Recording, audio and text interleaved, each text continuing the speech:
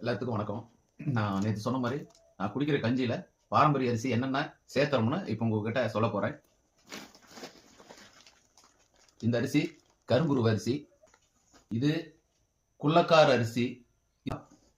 இது அறுபதாம் குருவை அரிசி. இந்த அரிசி ரத்தசாலி அரிசி.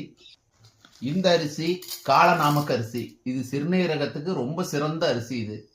இப்ப நம்ம சாப்பிடுறது இந்த அரிசியிலேயே சிறுநீரகத்துக்குன்னு பர்டிகுலரா ரொம்ப இம்பார்ட்டான அரிசி இந்த காளநாமக்க அரிசி தான்.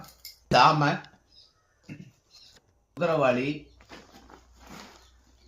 எல்லா அரிசியும் நான் லைனா எழுதி போட்டுடுறேன். எல்லா அரிசியுமே அரை கிலோ சேர்த்துனா எல்லாமே ஈவனா அரை கிலோ சேர்த்தணும். 1/4 கிலோ சேர்த்துனீங்கன்னா எல்லாம் 1/4 கிலோ சேர்த்தணும். இது பார்லி. எல்லாமே ஒரே அளவு சம அளவா சேர்த்தி தான் அதை நம்ம கஞ்சி மாவா ரெடி பண்ணோம். ஒவ்வொன்றும் இப்படி தான் பேக் பண்ணி அனுப்ப போகிறோம். என்னென்ன மூலிகைகளை சேர்த்தணும் அப்படின்னு சொல்லி நாளைக்கு வீடியோ போட்டுடுறேன்.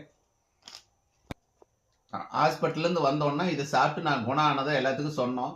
அதை பார்த்துட்டு எல்லாத்துக்கும் எங்களுக்கும் கஞ்சி மாவு வேணும்னு ஆர்டர் போட்டதில் இப்படி பேக் பண்ணி அனுப்புகிறோம்.